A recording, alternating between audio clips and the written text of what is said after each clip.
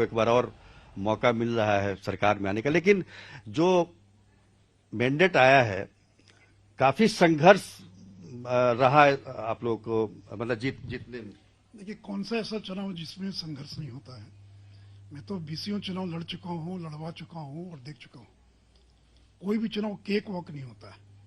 यानी जो लोकसभा का चुनाव था 2019 का भी, उसमें 39 सीटें जीतेंगी इसका आकलन हम लोग को नहीं था, लेकिन था कि आप 32-35 जीत सकते। ठीक है भाई, इसलिए देखिए हम लोग को तो बड़ा स्पष्ट था आकलन कि सरकार बनेगी, चाहे 2 के बहुमत से बने 10 के बहुमत से बने, इसमें कोई भ्रम नहीं था कि स्पष्ट बहुमत की सरकार बनाएंगे।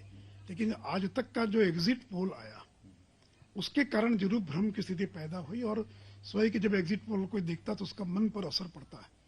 तो उसके पहले तक हम लोग एकदम निश्चिंत थे कि एग्जिट पोल तो चुनाव के बाद आया, एग्जिट वही तो सही कि भाई एग्जिट पोल में आपने घूम घूम कर सर्वे किया, तो एग्जिट पोल के कारण जरूर हम लोग के मन में भी कई बार शंका पैदा होती थी, लेकिन हम लोग पहले दिन से कॉन्फिडेंट थे कि सरकार बनेगी तो हम लोग की बनेगी, हम लोग सरकार बनाएंगे। देखिए इतना काम किया हम लोगों ने, नीतीश जी ने मुख्यमंत्री के नाते, बीजेपी जेडीयू की सरकार ने घर घर बिजली पहुंची, गांव गांव तक सड़कें पहुंची। तो लोग क्यों वोट देंगे राजद को? कोई राजद को वोट दिया उन्होंने, तो दिया भी, तो हमेशा राजद का वोट मिलता रहा। तो उनकी संख्या तो घट गई, वो 80 से घटकर 74-75 पे पहुंच गए। कांग्रेस की संख्या घट गई, अगर वोट मिलता तो उनकी संख्या तो और बढ़नी चाहिए थी ना। और देखिए उनके साथ लेफ्ट का बड़ा 15 साल सरकार में रहने के बाद भी अगर इतना स्पष्ट जनादेश मिलता है, ये क्या बतलाता है कि बिहार की जनता चाहती कि नीतीश कुमार फिर एक बार मुख्यमंत्री बने, बीजेपी जेडीयू की सरकार बने और इन लोगों को काम करने का मौका दिया जाए। तो इसलिए देखिए हम लोगों को कहीं कोई भ्रम नहीं था। हाँ, जरूर हम लोग पहले लगता था कि 150 तक पहुंचेंगे, लेकिन लोक जनशक्ति पार्टी ने जिस तरह से विद्रोही उम्मीदवारों को खड़ा किया चुन चुनकर, उसके कारण 25-30 सीटों का नुकसान जरूर एनडीए को बिहार के अंदर हुआ है, नहीं तो हम 150 तक पहुंच जाते। इसलिए स्पष्ट जनादेश में कहीं कोई तनिक भी हम लोग को भ्रम नहीं था।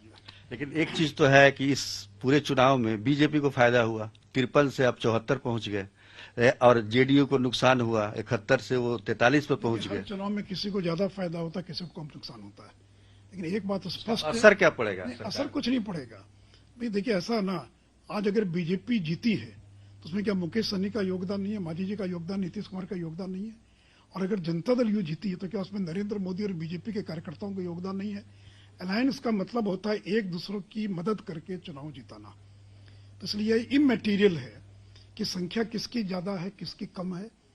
और बीजेपी के राष्ट्रीय नेतृत्व ने पहले दिन से स्पष्ट कर दिया है कि नीतीश जी मुख्यमंत्री होंगे, वो उन्हीं के चेहरे को आगे रखकर चुनाव लड़ा गया है।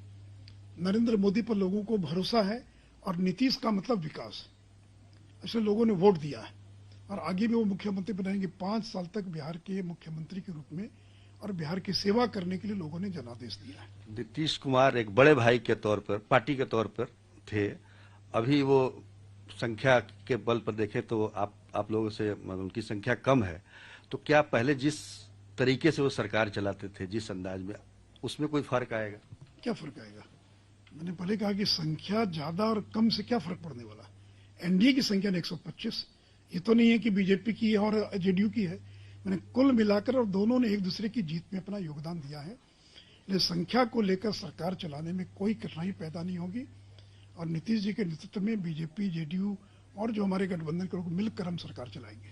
लेकिन कुछ आवाजें उठ रही हैं बीजेपी की तरफ से, जैसे अश्विनी चौबे जी ने कहा कि जहाँ चाहें केंद्र में, चाहें तो केंद्र में भी बैटिंग कर सकते हैं, यहाँ भी कर सकते हैं, ये नीतीश जी को तय करना। तो ये बातें आई कहाँ से? ये अमित शाह ने कहा क्या, यह राष्ट्रीय अध्यक्ष जी ने कहा क्या, संजय जायसवाल ने कहा क्या?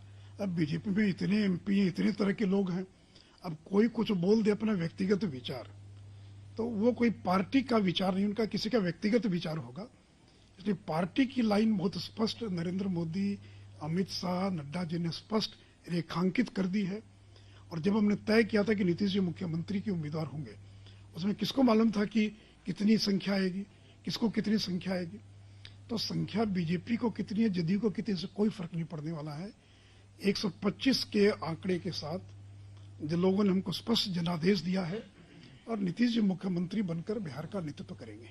अच्छा, ये लोक जनशक्ति पार्टी की क्या स्थिति है? मतलब एनडीए में यहाँ नहीं है, सेंटर में है, या दोनों जगह नहीं है, या दोनों जगह है? चिराग मुझे नहीं पासवान मालूम का कि- क्या भविष्य? मुझे नहीं मालूम है। बिहार में नहीं है, तब मैं जानता हूँ कि बिहार के अंदर जो एनडीए है उसके अंदर केवल वीआईपी, जीतन राम मांझी, नीतीश कुमार और बीजेपी, यही 4 लोग इसके अंदर शामिल हैं। कोई 5वीं पार्टी बिहार एनडीए में शामिल नहीं है। केंद्र में हो सकता है। अब केंद्र में है कि नहीं मुझे नहीं मालूम है, इसका जवाब तो केंद्र के लोग देंगे, लेकिन बिहार के अंदर एनडीए में शामिल नहीं है। कि चिराग पासवान की वजह से एनडीए को हमको लगता है कि बहुत सारे 3 दर्जन तो जेडीयू को नुकसान हुआ, और आप लोगों को भी आधा दर्जन सीटों पर नुकसान हुआ है। तो इसका क्या आपको मतलब क्या लगता है कि मतलब ये क्या क्यों जो नुकसान होना था हो गया। ये जो हमारे गठबंधन में नहीं है तो किसको खड़ा कर रहे हैं, किसको नुकसान पहुंचा रहे हैं। बीजेपी की अब तरफ? अगर एमआईएम के कारण कांग्रेस को नुकसान हुआ तो हम क्या कर सकते हैं? नुकसान हुआ ये तो सही है, लेकिन जब वो हमारे दायरे के बाहर, हमारे गठबंधन में नहीं है, तो हम तो कुछ नहीं कर सकते। ये स्वतंत्र है, वो उम्मीदवार खड़ा कर। कुछ कंफ्यूजन तो हुआ, ये मानेंगे आप शुरुआत में? कोई कंफ्यूजन नहीं हुआ बीजेपी की तरफ से जिस तरह से क्लियर करना चाहिए था। जो विद्रोही खड़े थे, अगर लोजपा नहीं होती तो वो आरएलएसपी के नाम पर खड़े हो जाते, पप्पू यादव की पार्टी के नाम पर खड़े हो जाते। और ये केवल बीजेपी के विद्रोही नहीं थे, BJP, JDU, VIP, RJD, Congress, हर पार्टी के विद्रोही, उनको कोई बैनर चाहिए और वो चुनाव लड़ना चाहते हैं, लड़ते हैं और किसी को हरा देते हैं, किसी को जिता देते हैं। कई सीटें में जीत गए लोजपा के कारण, ये भी बात है। भागलपुर में हार गए, वीआईपी पार्टी कई सीट हार गई लोजपा के कारण जो है। तो ये तो चुनाव में होता है, लेकिन निश्चित तौर पर अगर ये स्थिति नहीं बनती तो हम 150 का आंकड़ा पार कर देंगे। अच्छा, रोजगार और जो सरकारी नौकरी वाला जो तेजस्वी यादव का जो ये था नारा था, युवाओं को खास तौर पर आकर्षित कर रहा था, उसको आपको कितना लगता है, कितना वोट में तब्दील? अगर कहाँ वोट मिला उनको? ये सबसे ज्यादा तो नौजवान शहरी क्षेत्र में, तो शहर में कहाँ जीती आरजेडी? कहीं बता दीजिए, इक्का दुक्का कहीं जीती हो तो जीती होगी जो है। देखिए, लोगों को आरजेडी पर भरोसा नहीं है। ये फिर बिल से निकल करके इनके जितने भाई बहन माता पिता जो बिल में छिपे हुए थे, तो जैसे सीता का अपहरण करने के जब रावण गया तो वेश बदल कर चला गया, ब्राह्मण का वेश बदल कर गया, साधु का वेश बदल कर, लेकिन सीता को मालूम था, लोग जानते थे कि ये रावण है। तो राष्ट्रीय जनता दल कितना भी लालू के चेहरे को छिपा ले, राबड़ी के चेहरे को छिपा ले, तो अपने माँ पिता को छिपा सकता है क्या? अपने में विरासत को छिपा सकता है क्या? और फिर देखिएगा, चुनाव खत्म हो गया, ये जितना परिवार है बिल से निकल कर अब जो है फिर जो ट्वीट करना शुरू करेंगे और फिर चिल्लाना शुरू करेंगे। फिर अगले चुनाव में भी जंगल राज आप? अगला चुनाव 5 साल बाद के बाद क्या होगा ये 5 साल बाद मालूम पड़ेगा। आज तो यही स्थिति है। जंगल राज का कितना बार आप लोग? 5 साल बाद मैंने कहा कि 5 साल के बाद जंगल राज जो है। एक चीज इस पूरे चुनाव में आप देखिए, 2 फैक्टर बड़ी तेजी से उभरा। एक तो सीपीआई एमएल का आप देखिए ताकत के रूप में उभरी है, और एक ओवैसी की पार्टी। आपको क्या लगता है कि इसका राजनीतिक रूप से कितना महत्व होगा बिहार में इन लोगों का? देखिए, ये सब स्पेंट फोर्स है। राष्ट्रीय जनता दल ने इन लोगों को जिंदा कर दिया है, और माले तो बिहार से खत्म हो चुका था। और यही लोग हैं जिनका खून खराबा में विश्वास है, जो जमीन पर कब्जा करते थे। जो बिहार के अंदर हिंसा का दौर चला, वो इन्हीं पार्टियों के कारण था। और आज अपने व्यक्तिगत स्वार्थ में राष्ट्रीय जनता दल ने और इस तरह की ताकतों को और बिहार में फिर से जिंदा करने का काम किया है। तो क्या इसका मतलब क्या लगता है कि असर पड़ेगा? सर क्या होगा, देखेंगे आगे क्या होगा। सरकार में तो आप ही लोग हैं, आप ही लोग इसे आगे देखा जाएगा क्या होगा। अब सरकार इतनी ताकतवर चीज है, और हम लोगों ने 15 साल में एक भी नरसंहार नहीं होने दिया। तो कोई भी अगर गड़बड़ करना चाहेगा, बिहार के अंदर कोई हिंसा पैदा करना चाहेगा, समाज में तनाव पैदा करना चाहेगा, तो वो स्वीकार नहीं हो सकता।